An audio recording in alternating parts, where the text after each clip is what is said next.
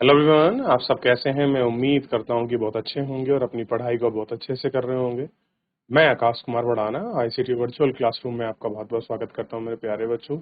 जैसा आपको पता है मेरे प्यारे बच्चों, बेसिकली हमारी आपका जो है मेरे प्यारे बच्चों, हमारी आपका 10th क्लास है और 10th क्लास में हम लोग ज्योग्राफी देख रहे थे। आज हम इससे आगे बढ़ेंगे और हम राष्ट्रीय आय की जीवन रेखाओं को पढ़ेंगे कि भाई क्या हमारे जीवन रेखा है राष्ट्रीय आय की, किस प्रकार हम इसको देखते हैं, ठीक, और कैसे हम करते हैं। लेसन नंबर 7 है, समझने का प्रयास कीजिए। कोई डाउट रहेगा, कोई क्वेरी रहेगा तो हम उसको आपका अच्छे से देख सकते हैं। हम अपने दिन प्रतिदिन के हिसाब के जीवन में विभिन्न सामग्री एवं सेवाओं का प्रयोग करते हैं। बहुत सारी सामग्रियां हैं, बहुत सारी चीजें उनका प्रयोग करते हैं। इसमें कुछ अपने आसपास उपलब्ध होती हैं, जबकि कुछ अन्य चीजों की जरूरतें दूसरों से लाकर पूरी की जाती हैं। अब मान लीजिए आपको आपको कुछ चाहिए पूर्ति के लिए, तो हो सकता है वो आपके पास ना हो, तो आप दूसरे के पास जाएंगे, उस चीज को लेंगे, या तो आप उसको खरीदेंगे, परचेज करेंगे, या फिर एक्सचेंज करेंगे। कुछ ना कुछ तो करेंगे ना। अब देखिए, वस्तु तथा सेवा मार्ग स्थल से आपूर्ति स्थल पर आप नहीं पहुंच जाती। कह रहे हैं कि ऐसा नहीं है कि अगर कोई वस्तु या सर्विस है, वो एक स्थल से दूसरे स्थल पर जो है वो अपने आप जो है नहीं पहुंच जाती है। वस्तु और आपका सेवाओं की आपूर्ति स्थानों की मांग तक हेतु परिवहन की आवश्यकता होती है। कुछ व्यक्ति उपलब्ध कराने में संलग्न है। जो व्यक्ति उत्पादन को परिवहन और उपभोक्ता तक पहुंचते हैं उन्हें व्यापारी कहते हैं। अतः एक देश के विकास में वस्तुओं और सेवाओं के उत्पादन के साथ एक दूसरे का वहन सुविधा पर निर्भर करना पड़ता है। इसलिए सक्षम परिवहन का तीव्र विकास हेतु अपेक्षा की जाती है। कि जो तीव्र विकास है हम उसकी एक्सपेक्टेशन करते हैं कि भाई कैसे है, किस प्रकार है, क्यों है, इन सबको हम देखते हैं। वस्तु और तथा सेवाओं का लाना ले जाना पृथ्वी के 3 महत्वपूर्ण क्षेत्र हैं: स्थल, जल और वायु। स्थल, जल और वायु। स्थल, जल और वायु परिवहन में वर्गीकृत किया जाता है। कि कैसे हम उसको वर्गीकृत करते हैं ये हमको देखना है। क्लियर है? में विस्तार वृद्धि हुई है। तीव्र, सक्षम और गति वाले परिवहन के आज एक बड़े हिस्से में गांव में परिवर्तन हो गया है। परिवहन का विकास संचार संसाधनों की सहायता से ही संभव हो सका। इसलिए परिवहन, संचार व व्यापार एक दूसरे के पूरक हैं। संचार, व्यापार कैसे हैं? एक दूसरे के पूरक हैं। कैसे बुआएं हैं, कैसे क्या है, एक दूसरे के पूरक हैं। आज भारत के विशाल आकार और विविधता भाषाई, सामाजिक और सामाजिक बहुलता के बावजूद संसार के क्षेत्रों में सुचारू रूप से जुड़ा हुआ है। रेल, वायु, जल परिवहन, समाचार पत्र, रेडियो, दूरदर्शन, सिनेमाघर, इंटरनेट आदि इनके सामाजिक आर्थिक विकास के अनेक प्रकार से सहायक हैं। स्थान में अंतर्राष्ट्रीय स्तर पर आर्थिक जीवन शक्ति और हमारे जीवन को समृद्ध किया है तथा आरामदायक जीवन के लिए सुविधाओं की बढ़ोतरी है। इस अध्याय में आप पढ़ेंगे कि किस प्रकार आधुनिक संचार तथा परिवर्तन के साथ हमारे देश के साथ आधुनिक अर्थव्यवस्था में संचालित है, कैसे वो चल रहे हैं, कैसे आधुनिकता के साथ लगे हुए हैं।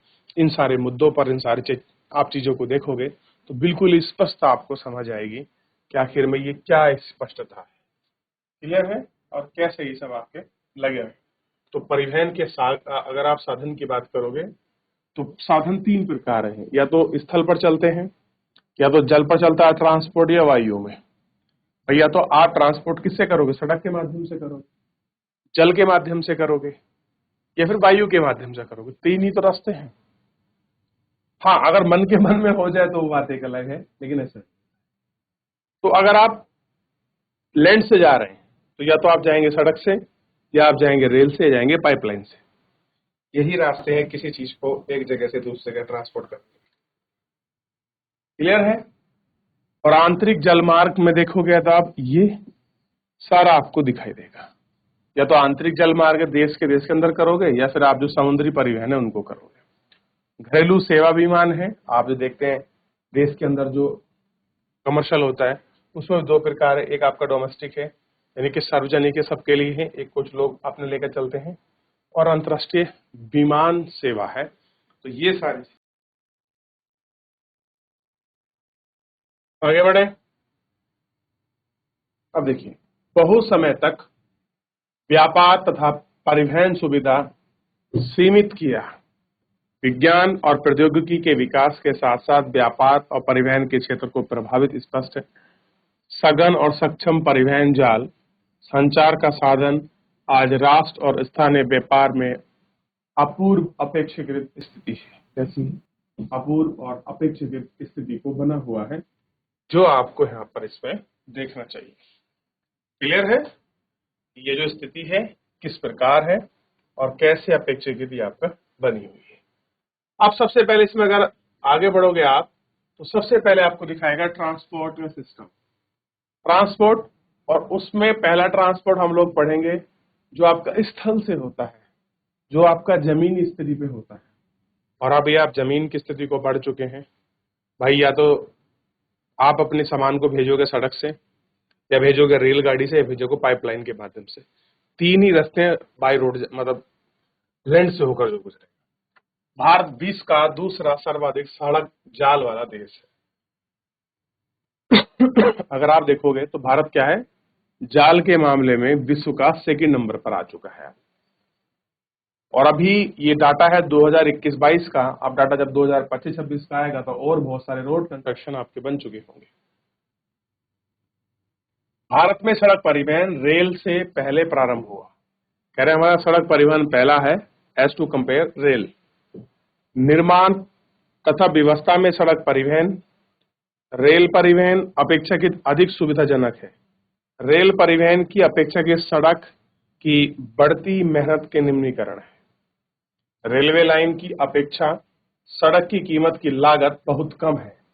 कह रहे रेलवे लाइन की अपेक्षा सड़क सस्ती पड़ती, यानी कि रोड बनाना आसान है, एक रेलवे लाइन बनाना आसान नहीं। अपेक्षाकृत ओबड़ खाबड़ और भूक्षरित भूभाग पर सड़कें बनाई जा सकती हैं। कह रहे कैसी टूटी मिट्टी हो, ऊडी खाबड़ हो, उन पे हम अपना आराम से हम अपनी रोड बना सकते हैं।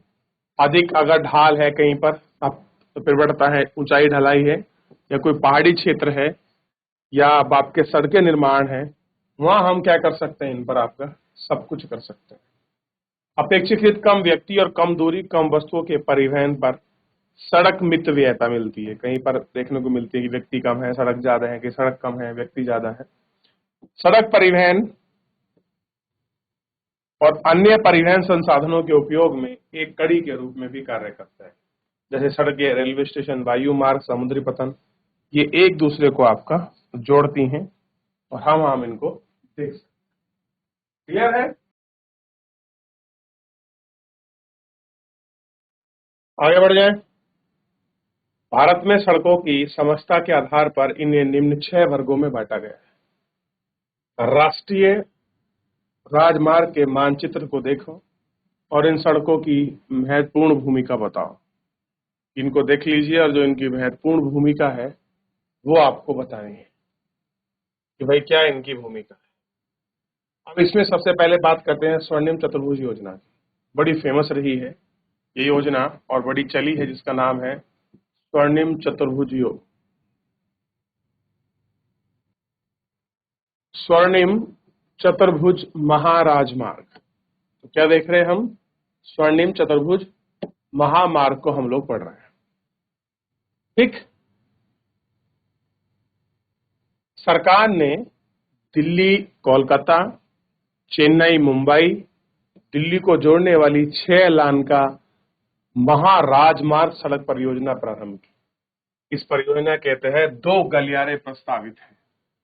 एक है उत्तर दक्षिण गलियारा, उत्तर दक्षिण गलियारा जो श्रीनगर को कन्याकुमारी जोड़ता है, यानी कि एक इस पॉइंट से लेके एंड ऑफ इस पॉइंट को जोड़ता है। तो ये नॉर्थ का है और ये साउथ का है, तो इसे कह दिया उत्तर दक्षिणी गलियारा। द्वितीय है आपका पूर्व से पश्चिम। सेकंड कौन सा है? पूर्व से पश्चिम का गलियारा है। जो सिलचर असम, ये सिलचर क्षेत्र है असम का, और ये पोरबंदर गुजरात को जोड़ता है। तो सिलचर असम से तथा पोरबंदर गुजरात को जोड़ता है। इस महाराजमार्ग का प्रमुख उद्देश्य भारत में मेगा सिटी के मध्य दूरी व आपका परिवहन समय को न्यूनतम करना। कहानी है जो बड़ी बड़ी सिटियां हैं उनके बीच की दूरी को कम करना और समय को कम करना, ये प्राइमरी ऑब्जेक्ट है इनका। कैसा है? इन सबको कम करना, ये क्या है? ये इनका प्राइमरी ऑब्जेक्ट है। क्लियर है? इसका जो हम सड़क बना रहे हैं, यह राजमार्ग परियोजना भारत के राष्ट्रीय राजमार्ग प्राधिकरण, यानी कि जितने भी बड़ी बड़ी रोज बात का रोड बन रहे, एक हमने अथॉरिटी बनाई है, वो अथॉरिटी, वो आपका प्राधिकरण इनको मैनेज करता है, उसका नाम है राष्ट्रीय राजमार्ग प्राधिकरण, NHAI के अधिकार क्षेत्र में है। तो किसमें आते हैं? NHAI जो है उसके अधिकार क्षेत्र के अंतर्गत यह आपका देखने के लिए मिलता है। क्लियर है? और राष्ट्रीय राजमार्ग, नेशनल हाईवे, देश के दूरस्थ भागों को जोड़ता है और प्राथमिक सड़क तंत्र है जिनका निर्माण रख रखाव केंद्रीय लोक निर्माण विभाग यानी कि CPWD, सेंट्रल पब्लिक डेवलपमेंट जो विभाग है उसके अंतर्गत होता है, के क्षेत्र के है। प्रमुख राष्ट्रीय राजमार्ग उत्तर से दक्षिण तथा पूर्व से पश्चिम दिशाओं में फैले हैं। उत्तर से दक्षिण, पूर्व से पश्चिम को फैले हैं।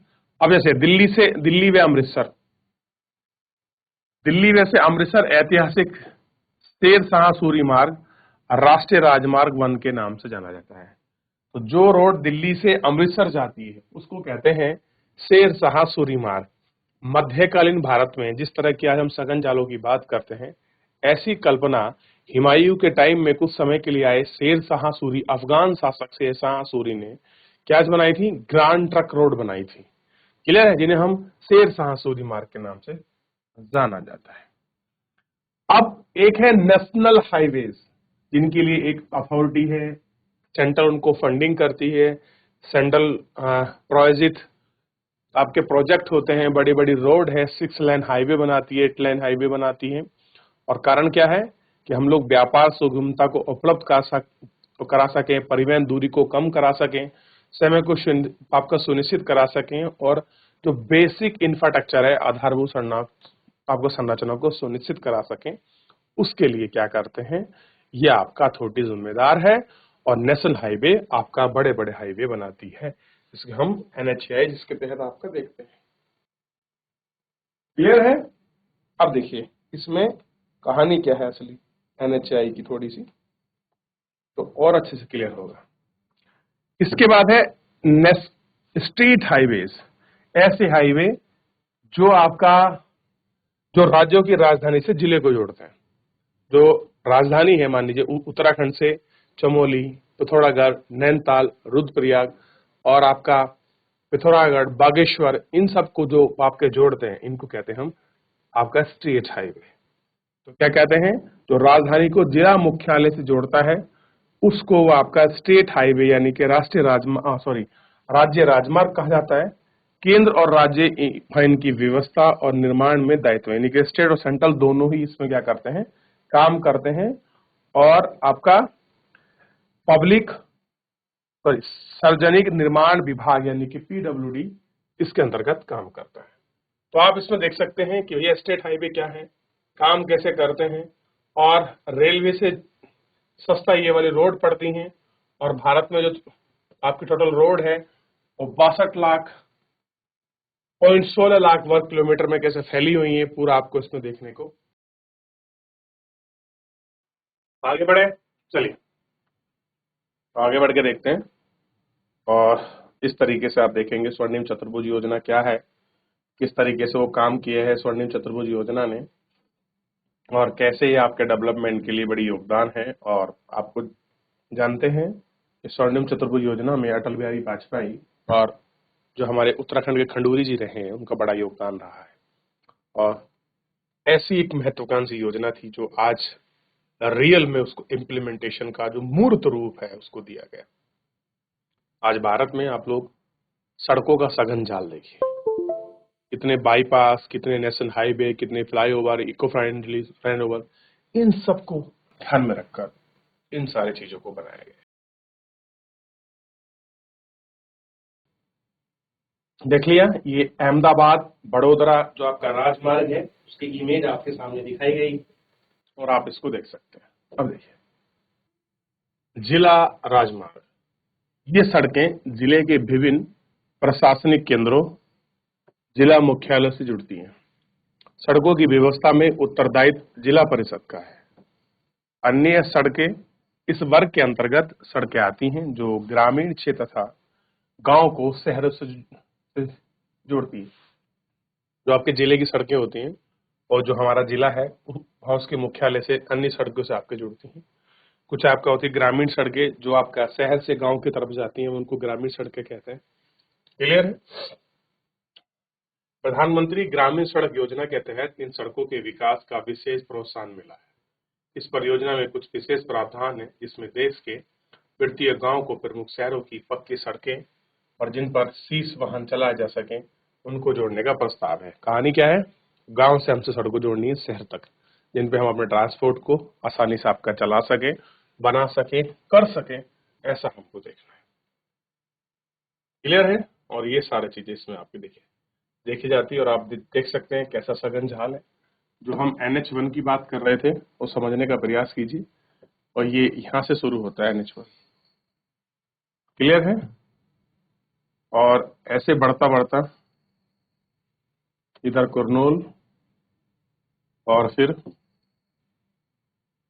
ये कन्याकुमारी तक जाता, सॉरी NH7 कन्याकुमारी तक। इसी से कोची के लिए कर जाता है, इसी के लिए कुछ चेन्नई कर जाते हैं, ऐसे भी कर जाते हैं। तो एक अलग है और बहुत कुछ अपने साथ संजोए हुए है। भारत अब एक कैसा है? सघन जाल है। और कैसा है? सेकंड नंबर पर है आज के टाइम में। रोड के मामले में सेकंड नंबर है विश्व में। तो ये अपने आप में बड़ी बात है और बहुत अच्छी भी है कि अगर हम बेसिक इंफ्रास्ट्रक्चर को मजबूत कर पाएंगे तो हम आज न कल सर्विस प्रोडक्शन में और में बहुत आगे अपना योगदान दे सकते हैं विश्व में। और बड़ी अच्छी चल रही ये सारी चीजें हैं जो हमको आपका दिखाई दे रही है और हम इनको देख सकते हैं। क्लियर है? देख लिया इतना आपने? तो यहाँ तक कोई डाउट, कोई क्वेरी किसी प्रकार का मेरे प्यारे बच्चों? चलिए, पढ़ लिया, देख लिया, आगे बढ़ जाए। आगे बढ़ते हैं। सीमांत सड़कें। अब एक रोड है जो आपका सीमा के पास है और सीमा के आसपास के जो बॉर्डर एरिया में सड़कें बनती है। मान लीजिए आप उत्तराखंड के पिथौरागढ़ में रहते हैं और पिथौरागढ़ और नेपाल और चाइना के साथ सीमा लगाते हैं। वहां अगर रोड बनानी है, क्या NHAI बनाएगा या स्टेट हाईवे बनाएगा जो PWD है, या फिर डिस्ट्रिक्ट हाईवे बनाएगा? देखते हैं। उपभोग सड़क के अतिरिक्त भारत सरकार प्राधिकरण के अधीन सीमा सड़क संगठन है। कैसा है? सीमा सड़क संगठन जो देश के सीमांत क्षेत्रों में सड़कों का निर्माण और उनके देखरेख का काम करता है। यह संगठन 1960 में बनाया गया था, जिसका कार्य उत्तर और उत्तर पूर्वी क्षेत्र पर सामरिक महत्व को सड़कों का विकास करना, इन सड़कों के विकास के दुर्गम क्षेत्र का अभिगम्यता बढ़ाती है और इन क्षेत्रों में आर्थिक विकास भी में सहायक हुई है।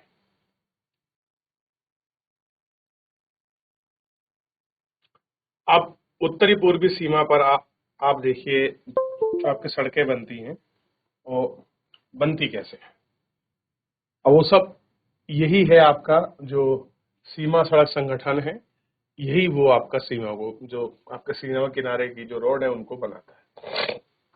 अब देखिए, क्या आप जानते हैं कि विश्व में सबसे लंबी राजमार्ग क्षमा चाहूंगा, विश्व की सबसे लंबी राजमार्ग सुरंग अटल सुरंग है। अटल टनल कह सकते हैं, सुरंग 9.02 किलोमीटर यानी कि 2 किलोमीटर की है। यह सीमा सड़क संगठन द्वारा बनाई गई है। यह सुरंग पूरे साल मनाली से लोहा स्पीति घाटी को जोड़ती है। कैसे है? अगर आप लाहौल से स्पीति घाटी जा रहे हैं, यानी कि मनाली से लाहौल स्पीति जा रहे हैं, तो उसके बीच में 9 किलोमीटर लंबी सुरंग है पार्क के अंदर। यह पहली घाटी बर्फबारी के कारण 6 महीने तक अलग थलग। पहले बर्फबारी होती थी तो 6 महीने के लिए इसको बंद रखना पड़ता था। यह सुरंग हिमालय के पीर पंजाल पर्वतमाला और औसतन समुद्री ऊंचाई से 3000 मीटर की ऊंचाई पर है, और ये सब हमको आपका देखने के लिए मिलता है, या हम इसको देख सकते हैं। क्लियर है? इतना कोई डाउट, कोई क्वेरी किसी प्रकार का मेरे प्यारे बच्चों? एक बार अच्छे से देख लीजिए, कोई डाउट कोई क्वेरी एक बार पूछ लीजिए।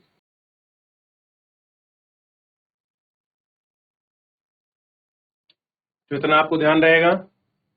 हमने आज सड़क संगठन के बारे में पढ़ा कि नेशनल हाईवेज क्या है, स्टेट हाईवे क्या है, डिस्ट्रिक्ट हाईवे क्या है, और जो आपके सीमांत क्षेत्र में बनने वाली रोड है वो क्या है। तो काफी कुछ पढ़ा जाना। एक बार थोड़ा सा घर पढ़िए, आप लोग रिवीजन करिए, फिर हम लोग नेक्स्ट लेक्चर में आगे बढ़ेंगे और रेल ट्रांसपोर्ट के बारे में जानेंगे। तो फिलहाल आज के लिए इतना ही, मिलते हैं नेक्स्ट लेक्चर में। धन्यवाद।